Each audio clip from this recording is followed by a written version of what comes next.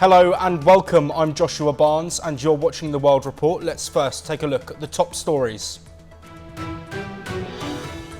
Officials say that no survivors are expected after an American Airlines plane crashed with a military helicopter in Washington, D.C. Rescue operations in the Potomac River continue amid windy and cold conditions. At least 30 bodies have so far been recovered. 3 Israeli hostages and 5 Thai hostages have been released by Hamas after delays and chaotic scenes in Khan Yunis. 110 Palestinian prisoners will be freed in exchange at 5 o'clock local time.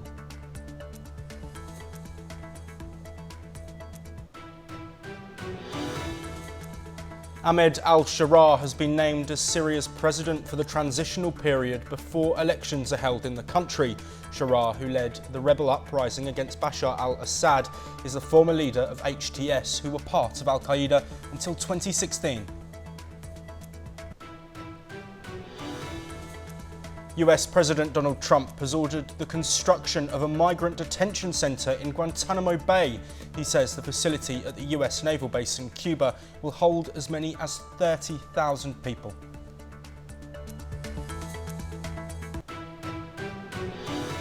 There are likely to be no survivors from the devastating mid-air collision between an American Airlines jet and a US Army Black Hawk helicopter near Washington, D.C. Washington Fire Chief John Donnelly confirmed that recovery operations have pulled at least 30 bodies from the Potomac River, with fears that the toll could rise. Here's the latest. A tragic mid-air collision near Washington, D.C. has left at least 30 dead, with authorities warning that the number could rise as rescue teams continue searching the Potomac River. The crash occurred Wednesday night as American Airlines Flight 5342, carrying 64 passengers, was preparing to land at Reagan National Airport when it collided with a U.S. Army Black Hawk helicopter on a training flight. Passenger plane coming to the airport here collided with a military helicopter. Our fire department, DC Fire and EMS, supported by fire departments and police departments from across the Washington metropolitan region, are executing a rescue operation in the Potomac River. A massive fireball was seen as both aircraft plummeted into the river. Rescue teams are battling freezing temperatures and dark waters in a race against time. Officials say at least 30 bodies have been recovered so far, with Washington Fire Chief John Donnelly stating that there are likely no survivors. Despite all those efforts, we are now at a point where we are switching from a rescue operation to a recovery operation. At this point, we don't believe there are any survivors from this accident. And we have recovered 27 people from the plane and 1 from the helicopter. Among the victims, 2 world champion figure skaters were confirmed to have been aboard the jet, according to Russian officials. Reagan National Airport remains closed until further notice, with families of the victims anxiously waiting for updates from authorities. Investigators are now working to determine what caused the tragic mid-air collision as recovery efforts continue at the crash site. Bureau Report, NewsX. Let's now head to the continent of Europe for more of the latest news updates there. Ukraine is facing a major blow as the Trump administration has halted all US foreign aid programs. This has left critical projects from military veteran rehabilitation to anti-corruption initiatives suspended without notice. While a shake-up at US aid was expected, many believed key Ukrainian programs would be exempt. Instead, a stop work order has frozen hundreds of projects. The Kremlin confirmed on Thursday that Russian citizens were among the victims of the plane crash in Washington. The list includes a champion Russian skater couple. A Kremlin spokesperson, Dmitry Peskov, expressed his condolences, acknowledging the tragic loss and offering sympathies to the families and friends of those on board. 3 Norwegian skiers lost their lives in an avalanche. This tragedy took place at the Val Cenis ski area in the French Alps. They were part of a group of 7, with 1 skier suffering serious injuries and 3 others escaping unharmed. Meanwhile, a separate avalanche in Haute-Savoie claimed the life of a Swiss skier the same day. Rescue efforts are ongoing as authorities investigate the incidents. Germany's parliament erupted in chaos after a key vote on border and asylum rules received backing from the far-right AfD party, breaking the political firewall against working with them. Conservative leader Friedrich Merz defended the move as necessary, while Chancellor Olaf Scholz condemned it as an unforgivable mistake. Călin Georgescu, a far-right Romanian politician with pro-Russian views, has ignited controversy by calling Ukraine a fictitious state. The leader further stated that he predicts its eventual division. In an interview with a journalist, Georgescu argued that parts of Ukraine, including northern Bukovina and northern Maramureas, would be absorbed by neighbouring countries. Salwan Momika, known publicly for burning copies of the Holy Quran, was found dead in his apartment in Sweden on Wednesday night. The 38-year-old Iraqi Christian had gained notoriety for his controversial actions, which sparked widespread backlash in the Muslim world. Swedish police have launched a murder investigation, and the killing may have been broadcast live on social media. Deadly aerial assaults have escalated the war between Russia and Ukraine. A Russian drone strike on a Soviet-era residential block in Sumy has killed 4 people and wounded 9 others, according to Ukraine's Interior Ministry. Meanwhile, Ukraine has launched drone attacks deep into Russia, targeting energy and military sites. Here's the full update.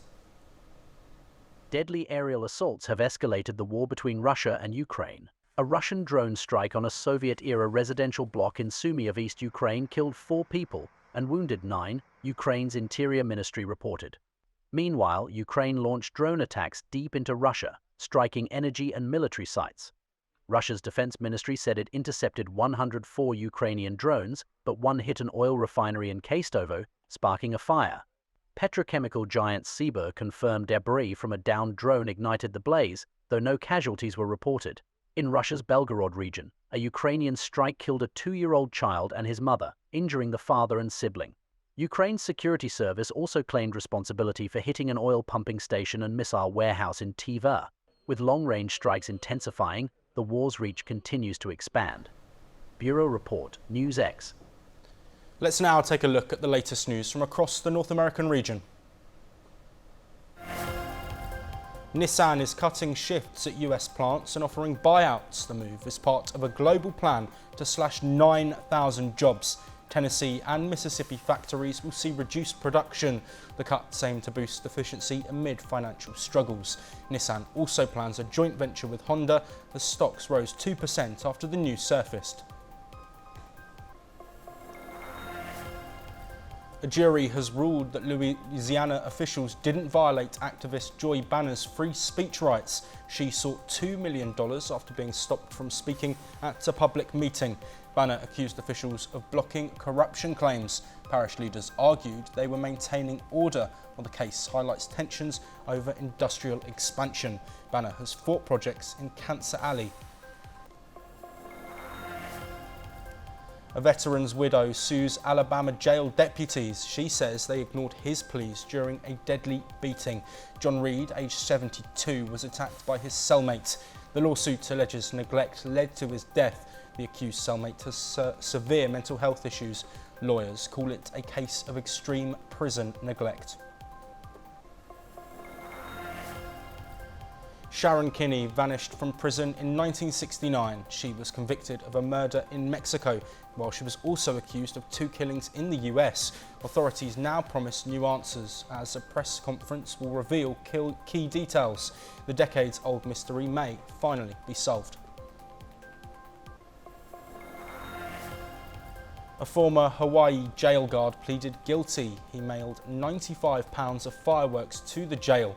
The case is unrelated to a deadly blast. Calls grow to curb illegal fireworks while authorities warn of explosive dangers. He faces a fine and possible jail time. Sentencing is set for June. A Texas man pardoned for the January 6th crimes is wanted. Authorities say he faces a 2016 charge. He was released despite a pending warrant as prosecutors are tracking him down. Another pardoned rioter was shot in Indiana. He was killed after a police altercation. The case raises concerns over mass pardons.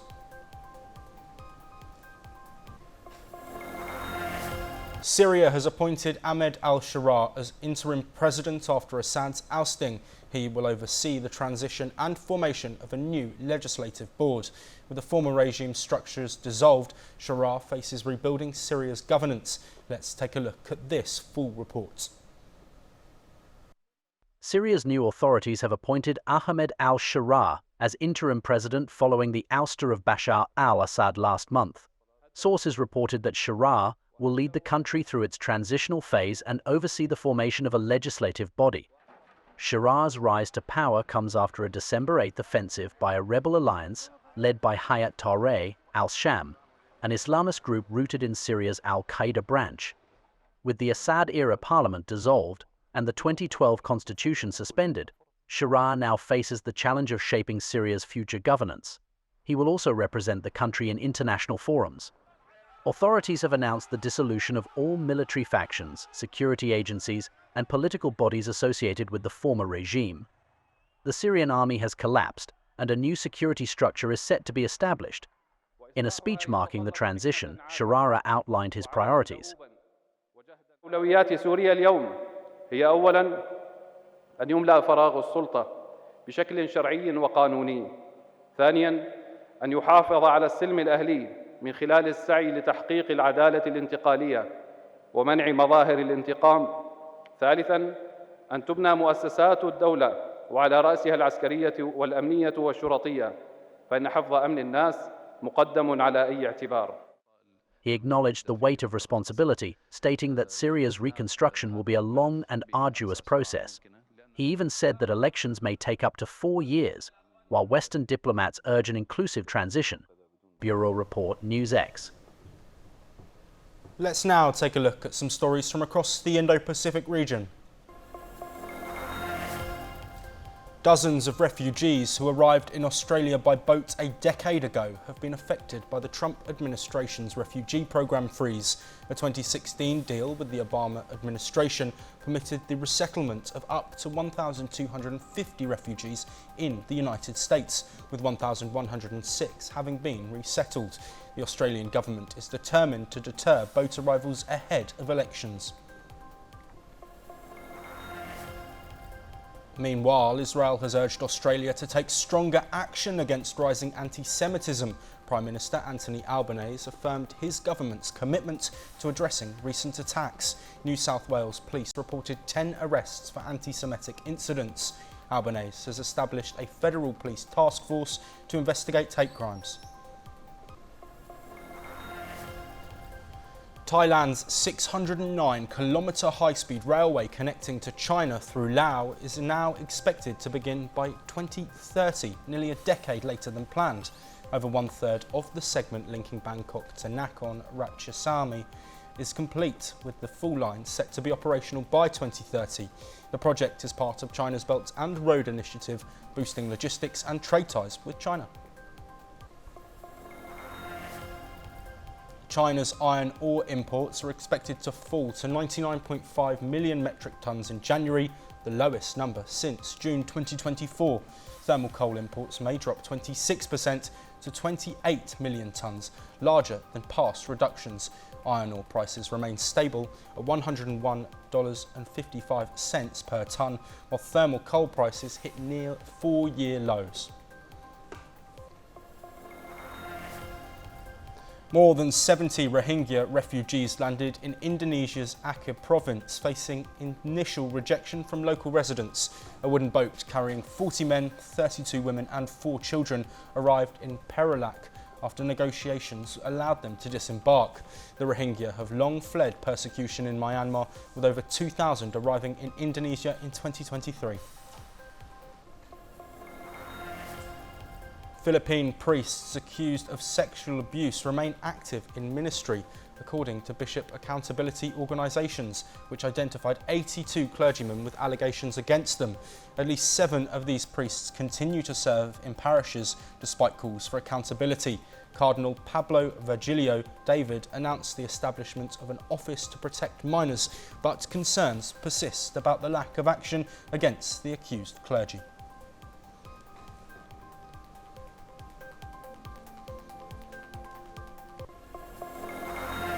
Robert F. Kennedy Jr. testified before the Senate on his views regarding vaccines, abortion and public health priorities as he pursues the role of Health Secretary in Trump's administration, overseeing the $1.7 trillion HHS. Here's the full report.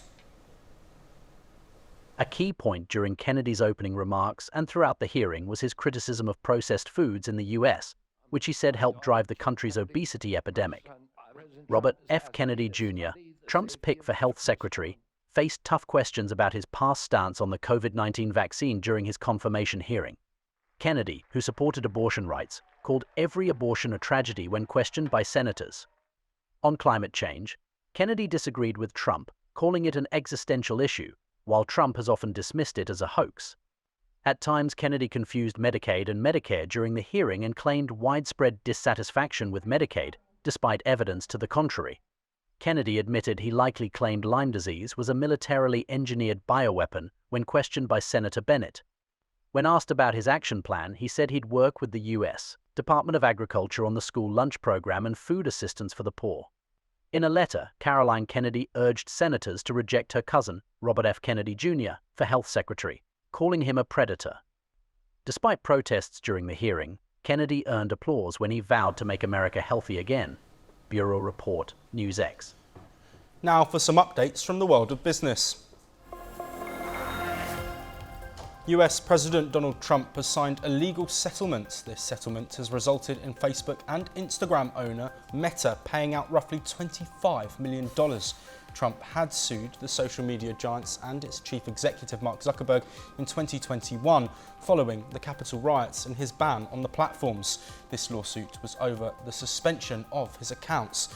The suspension occurred after these riots. However, in July 2024, Meta lifted the final restrictions on Trump's Facebook and Instagram accounts. Finland's Nokia has reported a stronger than expected 38% rise in fourth quarter adjusted operating profits. This rise was driven by higher sales of telecom equipment to mobile operators in places like North America and India. The company has forecast an upbeat 2025. However, net sales have risen 10% to €5.98 billion, beating estimates of €5.74 billion. US economic growth has likely slowed in the fourth quarter. This slowdown is due to a surge in imports. Also, a strike at Boeing has hurt spending on aircraft. However, strong domestic demand will probably keep the Federal Reserve on a shallow interest rate cut path. Microsoft shares have fallen in Europe. This drop came after the company issued a downbeat forecast for its cloud business.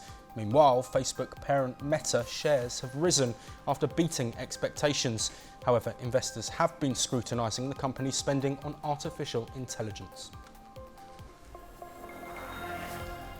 Swedish fast fashion retailer H&M reported weaker than expected fourth quarter sales. This was partly due to a late Black Friday. However, the company has stated that sales were up 4% in December and January. This indicates a better start to the new fiscal year. President Donald Trump has announced a bold and controversial move to send 30,000 criminal illegal aliens to Guantánamo Bay. This proposal is shaking up the debates on immigration policy and has raised strong reactions from both supporters and critics. US President Donald Trump has signed a presidential memorandum to prepare Guantánamo Bay as a detention center for 30,000 illegal migrants deemed a threat to the US. Trump's plan to use the Cuban facility is designed to keep dangerous criminals detained away from American communities. He insists that some detainees are too dangerous to be trusted with their home countries. Today I'm also signing an executive order to instruct the Departments of Defense and Homeland Security to begin preparing the 30,000-person migrant facility at Guantánamo Bay. Most people don't even know about it. We have 30,000 beds in Guantánamo to detain the worst criminal illegal aliens threatening the American people. Some of them are so bad we don't even trust the countries to hold them because we don't want them coming back, so we're going to send them out to Guantánamo. The facility at Guantánamo will house detainees convicted of serious crimes like theft, assault, and murder. Trump has argued that the detention is necessary to protect American citizens, but the move has faced fierce opposition. Cuban President Miguel Diaz-Canel condemned Trump's proposal, calling it an act of brutality and raising concerns about the legality of detaining migrants at Guantánamo. Under the law I'm signing today, the Department of Homeland Security will be required to detain all illegal aliens who have been arrested for theft, burglary, larceny, shoplifting, assaulting a police officer, murder, or any crime that results in death or serious injury. In addition, for the first time ever, this act gives state governments the ability to sue the federal government for immediate injunctive relief if any future administration ever again refuses to enforce the immigration laws of the United States. Homeland Security Secretary Kristi Noem confirmed that Guantánamo Bay is already being used to house some of the worst illegal immigrants, with plans to expand the facility to accommodate thousands more. Saber que hay muchas personas que pueden ir a parar a Guantánamo y sin esperanzas de momento a tener un tercer país quizás para que los acoja, porque debe ser duro. Si se han ido de sus países para buscar una mejor vida es porque es complicado y difícil. Trump's crackdown on illegal immigration is a cornerstone of his second term, with ICE already making significant arrests. The announcement of this new policy has ignited a fierce debate over its impact and legality. As the debate over Guantánamo rages on, it's clear that Trump's immigration policies are set to remain a hot-button issue heading into the next election. The question now is how the country will respond to the president's unprecedented detention plan. Bureau Report, NewsX. Now time for some news updates from across South America. Chilean state-owned miner Codelco has announced that the company will use grinding balls made from recycled material. These grinding balls will be used in its flagship El Teniente mine. This will allow Codelco to reduce carbon dioxide emissions, while this move involves a 5-year contract with Magato Andino, a unit of Chile's Sigdo coppers. It is part of efforts by the world's largest copper producer to cut its greenhouse gas emissions by 25% in 2030. Brazilian and US officials have agreed to discuss regularly how Washington will deport migrants from Brazil. Some leaders in Latin America have expressed concerns about what they view as poor treatment of their citizens on reparation rights. Peru's sol has become Latin America's most stable currency despite the political turmoil in the nation. The country has experienced 5 presidents in as many years and deadly protests. The reason for this stability is the growing mountain of dollars that the copper-rich Andean country has accumulated. This is supported by major trade surpluses, which reached a record $24 billion last year.